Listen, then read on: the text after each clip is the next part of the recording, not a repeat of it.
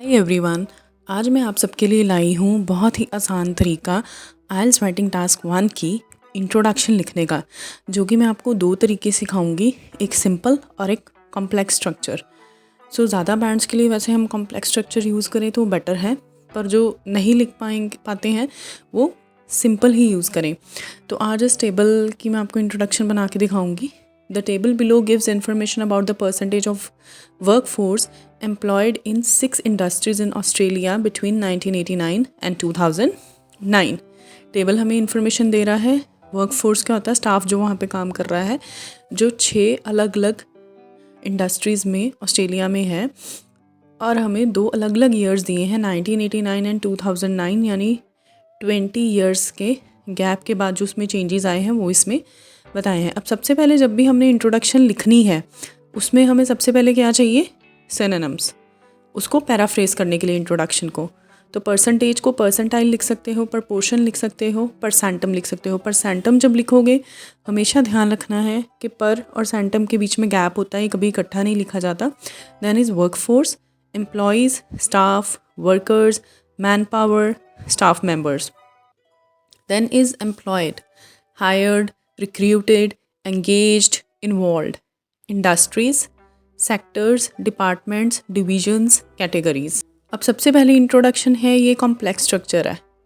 The distribution of staff in 6 Australian sectors is portrayed in provided tabular chart with comparison in two different years, 1989 and 2009. The data has been calibrated in percentage। अब ये जो last line है data calibration वाली, ये मैंने क्यों दी है, क्योंकि ऊपर मैंने कहीं मेंशन नहीं किया कि मेरा जो स्टाफ की जो डिस्ट्रीब्यूशन है वो परसेंटेज में है। अगर ऊपर मेंशन कर देते फिर आपको ये लाइन लिखने की ज़रूरत नहीं है। फाइन। सो सबसे पहले ठीक है, इसमें 6 ऑस्ट्रेलियन सेक्टर्स में मैंने उसको कन्वर्ट कर दिया इंडस्ट्रीज़ को। देन प्रोवाइडेड टेबल का हमने टैबुलर चार्ट कर दिया। तो 2 ईयर्स का इसमें कंपैरिजन गिवन है जो 20 साल के गैप पे है। ये आपका कॉम्प्लेक्स स्ट्रक्चर है। देन उसके बाद ये सेकंड वाला complex, the percentum of employees engaged in 6 different departments namely. अब यहाँ पे हमने नेमली लगाया है जब आगे आपने कुछ भी मेंशन करना है। ये टोटली आपकी चॉइस है, ऑप्शनल है, ये कोई मतलब कंपल्सरी नहीं है कि आपको जितनी चीज़ें उसमें गिवन है उसके नाम इंट्रोडक्शन में देने ही देने हैं। ये आप पे डिपेंड करता है। पहली इंट्रोडक्शन जो मैंने दी है उसमें मैंने सिर्फ 6 सेक्टर्स लिख दिया है, उसमें मैंने कोई भी सेक्टर्स के नाम नहीं दिए हैं, इसमें मैंने सबके नेम्स दिए हैं।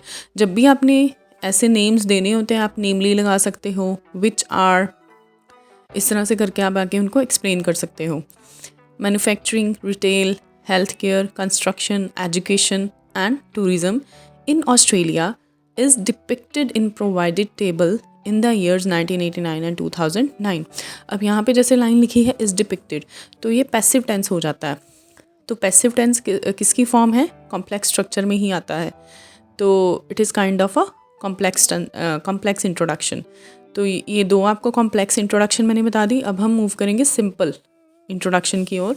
The provided table illustrates the percentum of employees in 6 departments in Australia, which are manufacturing, retail, healthcare, construction, education and tourism in 2 different years in 1989 and 2009। तो ये बिल्कुल सिंपल इंट्रोडक्शन है।